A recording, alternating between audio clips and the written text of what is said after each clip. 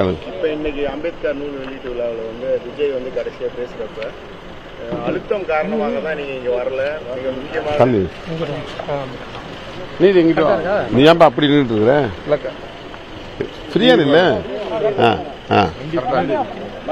வண்டி கூட எடுத்துருப்பா. வண்டி ஆஃப் பண்ணு. சரி ஆஃப் பண்ணு. Right okay. கேஷன் கேடு. அழுத்தம் காரணமாக நீங்க வரல. கூட்டணி கட்சியில் அழுத்தம் காரணமாக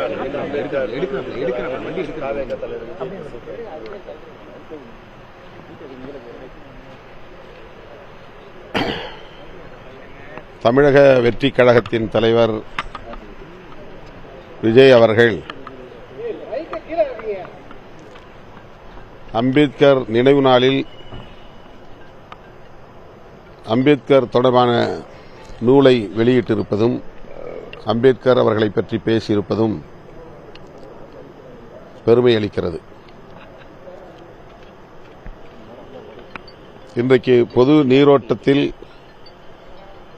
அம்பேத்கர் அவர்கள் வெகுவாக பேசப்படுகிறார். அந்த வரிசையில் விஜய் அவர்களும் விகடன் பதிப்பகத்தாரின் எல்லோருக்குமான தலைவர் அம்பேத்கர் என்கிற நூலை வெளியிட்டிருப்பது வரவேற்புக்குரியது, பாராட்டுதலுக்குரியது. அந்த நிகழ்வில் நான் பங்கேற்க இயலாமற் போனதற்கு திமுக அல்லது திமுக தலைமையிலான கூட்டணி கட்சிகள் கொடுத்த அழுத்தம் என்பதை போன்ற கருத்தை அவர் பதிவு செய்திருக்கிறார். அதில் எனக்கு உடன்பாடு இல்லை. அப்படி எந்த அழுத்தமும் இல்லை என்பதை நான் தெளிவுபடுத்தியிருக்கிறேன். அழுத்தம் கொடுத்து அதற்கு இணங்கக்கூடிய அளவுக்கு நானோ அல்லது விடுதலை சிறுத்தைகள் கட்சியோ பலவீனமாக இல்லை என்பதையும் பதிவு செய்ய விரும்புகிறேன். இந்த நிகழ்வில் நான் பங்கேற்காமல் போனதற்கு திரு விஜய் அவர்கள் காரணமில்லை. அவருக்கும் எங்களுக்கும் எந்தவிதமான சிக்கலும் இல்லை. ஆனால் எங்கள் இருவரையும் வைத்து, அதாவது விஜய் திருமா இருவரும் மேடையில் ஏறப் போகிறார்கள் என்று அதிகாரபூர்வமாக நிகழ்வு உறுதிப்படுத்தப்படாத நிலையிலேயே அரசியல் சாயம் பூசியவர்கள் யார், அதற்கு என்ன பின்னணி என்பதை ஆய்ந்து பார்க்க வேண்டிய தேவை உள்ளது. அவர்கள் எந்த பின்னணியில் இயங்குகிறார்கள், எப்படி இந்த செய்தியை வெளியிட்டார்கள், அதை ஒட்டி சமூக ஊடகங்களில் வாதிட்டவர்கள் எந்த பின்னணியிலிருந்து கருத்துக்களை முன்வைத்தார்கள் என்பது முக்கியமானது. ஏறத்தாழ 1/4 நூற்றாண்டு காலம் தேர்தல் அரசியல் களத்திலே நாங்கள் நிற்கிறோம். ஓரளவுக்கு எங்களாலும் யூகிக்க முடியும். யார் என்ன பின்னணியில் இயங்குகிறார்கள், என்ன பின்னணியில் பேசுகிறார்கள் என்பதை கணிக்க முடியும்.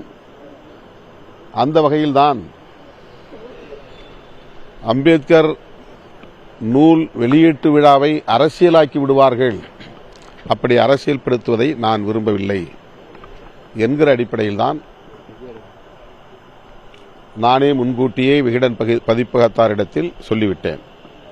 விஜய் அவர்களோடு எங்களுக்கு எந்த சிக்கலும் இல்லை, உங்கள் மீதும் எங்களுக்கு எந்த வருத்தமும் இல்லை. தமிழ்நாட்டில் எங்கள் கூட்டணியை குறிவைத்து காய்களை நகர்த்துகிற அரசியல் நடந்து கொண்டிருக்கிறது. அவர்களுக்கு மீண்டும் ஒரு முறை வெறும் வாய்க்கு அவல் கிடைத்ததைப் போல ஒரு வாய்ப்பை தர நான் விரும்பவில்லை. எனவே என்னுடைய வாழ்த்துக்கள். வெற்றிகரமாக இந்த விழாவை நீங்கள் நடத்துங்கள் என்று ஏற்கனவே நான் கூறிவிட்டேன். நான் சுதந்திரமாக எடுத்த முடிவு, நல்லெண்ணத்தின் அடிப்படையில் எடுத்த முடிவு, விடுதலை சிறுத்தைகள் அங்க வகிக்கக்கூடிய கூட்டணியின் நோக்கம் சிதையாமல் இருக்க வேண்டும் என்கிற அடிப்படையில் தொலைநோக்கு பார்வையோடு நான் எடுத்த முடிவு. எனக்கு எந்த வகையான பிரஷரும் இல்லை. திமுக அதில் தலையிடவில்லை.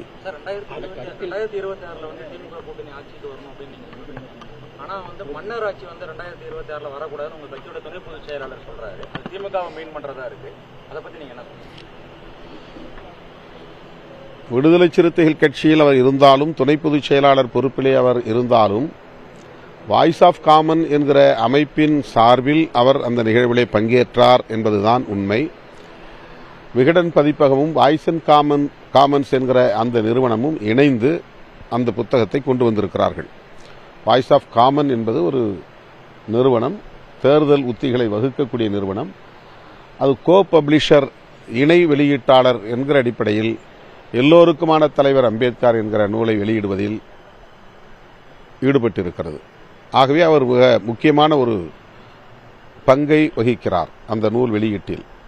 எனவே அந்த நிகழ்வில் அவர் பங்கேற்றார். அவர் சொல்லியிருக்கிற கருத்துக்கு அவர் மட்டுமே பொறுப்பு, கட்சி பொறுப்பல்ல. ஒவ்வொரு தனி மனிதருக்கும் ஒரு சுதந்திரம் இருக்கு, கருத்து சொல்லலாம். கட்சிக்குள்ள 100 பேர் இருக்கிறோம், 100 கருத்து சொல்ல முடியும். தொடர்ந்து திமுகவுக்கு எதிராகவே கருத்துக்களை பதிவு செய்கிறார். அவர் மீது கட்சி நடவடிக்கை எடுக்கப்படும். ஏனென்றால் அவர் கட்சி சார்பா இல்லைங்க. ஆனா அவர் இல்ல கட்சியில இருக்கிறாரு. அந்த கருத்து அவருடைய தனிப்பட்ட கருத்து, அவ்வளவுதான். அதுல விடுதலை சிறுத்தையில் அந்த கருத்தை கிளைம் பண்ணல. மனசாட்சி அங்கதான் இருக்கு, அந்த நிகழ்ச்சியில தான் இருக்குன்னு அவர் பேசுறாரு. மனசாட்சி அவர் பேசியிருக்காரா? அவர் ஒரு நம்பிக்கையில் சொல்றாரு. இந்த மாதிரி அவர் நான் கலந்து கொள்ள முடியலங்கிற ஒரு வருத்தம் அவருக்கு இருக்கு, ஒரு ஆதங்கம் இருக்கு. தன்னை ஆற்றுப்படுத்திக் கொள்ளக்கூடிய வகையிலே அவர் அந்த கருத்தை சொல்லியிருக்கிறார். அவ்வளவுதான். எதுல வருத்தம்? அவர் தெரிவித்த கருத்து இல்ல சார். அவர் தெரிவித்த கருத்திலேயே இன்னைக்கு கலந்து கொள்ள வேண்டிய இல்ல. நான் தான் தொடக்கத்திலேயே சொல்லிட்டேன், சுதந்திரமா எத்தனையோ நூல் வெளியீட்டு விழாவில் நான் பங்கேற்று இருக்கிறேன். அம்பேத்கரை பற்றி எத்தனையோ மேடைகளை நான் பேசியிருக்கிறேன். ஆயிரக்கணக்கான மேடைகளில் நான் பேசியிருக்கிறேன். எனவே இந்த மேடையில் பங்கேற்க இயலவில்லை, அதனால் நான் அம்பேத்கர் கருத்துக்கே எதிராக இருக்கிறேன் என்பதை போன்ற தோற்றத்தை சிலர் உருவாக்க முயற்சிக்கிறார்கள். அது தவறு. பொதுவெளியிலே இன்றைக்கு நடிகர் விஜய் போன்றவர்கள் எல்லாம் அம்பேத்கர் அவர்களை பற்றி பேசுவது என்பது புரட்சியாளர் அம்பேத்கருக்கு கிடைத்த ஒரு மாபெரும் வெற்றியாக நான் பார்க்கிறேன். மற்றபடி எனக்கு இதில் எந்த வருத்தமும் இல்லை, நெருடலும் இல்லை. இது மேடைக்கான ஒரு கருத்து. அதை நம்ம பெரிதுபடுத்த வேண்டிய தேவையில்லை. சேர்ந்து கூட்டணி வச்சா இளைஞருக்கான ஒரு இதை உருவாக்கலாம்னு சொல்லியிருக்காரு. நீங்க அதை எப்படி நினைக்கிறீங்க? அவர் அவருடைய விருப்பத்தை வெளிப்படுத்தியிருக்கிறாரு. அவருடைய ஒரு செயல் திட்டமாக அப்படி ஒரு செயல் திட்டத்தை வகுக்கலாங்கிற எண்ணம் கூட அவர் இருக்கலாம். அது அவங்களுடைய தனிப்பட்ட கருத்து. நாங்கள் ஏற்கனவே ஒரு கூட்டணியில் இருக்கிறோம் என்பதை பலமுறை நான் சொல்லியிருக்கிறேன். அந்த கூட்டணியை உருவாக்கியதில் விடுதலை சிறுத்தைகளுக்கும் ஒரு பங்கு உண்டு. அந்த வகையில் நாங்கள் அந்த கூட்டணியில் தொடருவோம் என்பதை பலமுறை சொல்லியிருக்கிறேன், இப்போதும் சொல்லுகிறேன். நீங்க அவர்கிட்ட மக்கள் பிரச்சனையில நான் இந்த போட்டோ ஷூட் நடத்துறது, ட்வீட் போடுறது, அவங்களுக்காக அறிக்கை விடுறது, இந்த மாதிரி சம்பிரதாய அரசியல் எனக்கு விருப்பமே இல்லை. என்ன செய்யறது, நானே ஆனா சம்பிரதாயத்துக்கு இதெல்லாம் செய்ய வேண்டியிருக்கு அப்படின்னு சொல்றாரு. இது அரசியல் கட்சி தலைவரா? அதுதான் அவருக்கு உடன்பாடு இல்லை. ஆனாலும் அதுக்கு உடன்படக்கூடிய நிலை. இதுதான் அரசியல். அரசியலை நோக்கி, அதிகார மையத்தை நோக்கி போக போக நாம் நிறைய கற்றுக்கொள்ள நேரிடும். அதைத்தான் அவர் இன்றைக்கு அவர் வெளிப்படுத்தியிருக்கிறார்.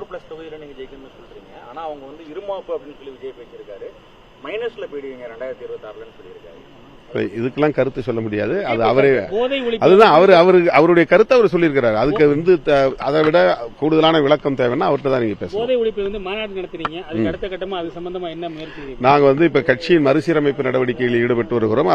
அதன் பிறகு எல்லா ஒன்றியங்களிலும் மது ஒழிப்பு மகளிர் குழுவை நாங்கள் கட்டமைக்க இருக்கிறோம். அந்த மகளிர் குழுவினருக்கு மது ஒழிப்பு தொடர்பான விழிப்புணர்வு பிரச்சாரங்களை அல்லது பயிற்சியை நாங்கள் தர திட்டமிட்டிருக்கிறோம். இது ஒரு நீண்டகால செயல் திட்டம். அதற்கான அடிப்படை பணிகளை இந்த மறுசீரமைப்பு முடிந்தவுடன் மேற்கொள்வோம். இது குறித்த போராட்டங்கள் ஏதாவது ஆதவ் அர்ஜுன் மீது வந்து நடவடிக்கை எடுக்கப்படுமா? ஏற்கனவே கேட்டது திமுக மீது தொடர்ந்து நீங்க கூட்டணியை வந்து நீங்க காப்பாத்துறீங்க, நீங்க எல்லாம் ஒன்னா இருக்கீங்க. அதுதான், அதாவது திமுக தலைமையிலான கூட்டணியில் விடுதலை சிறுத்தைகள் அங்கம் வகிக்கிறது.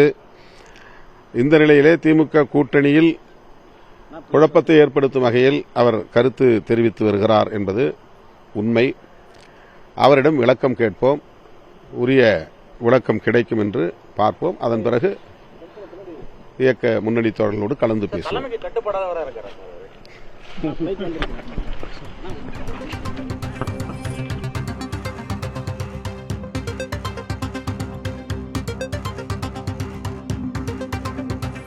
திமுக தனக்கு எந்த அழுத்தமும் தரவில்லை என்றும் ஆதவ் அர்ஜுனா சொன்ன கருத்துக்கு அவர் மட்டுமே பொறுப்பு என்றும் திருமாவளவன் செய்தியாளர்கள் சந்திப்பில் கூறியிருக்கிறார். முன்னதாக எல்லோருக்குமான தலைவர் அம்பேத்கர் என்ற நூல் வெளியீட்டு விழாவில் கூட்டணி கட்சிகளின் அழுத்தம் நன்றாகவே புரிகிறது என்று தமிழக வெற்றிக் கழகத்தின் தலைவர் விஜய் பேசியிருந்தார். அம்பேத்கர் விழாவிற்கு கூட திருமாவளவன் வராதது ஏன் என்று கேள்வி எழுப்பியிருந்தார்.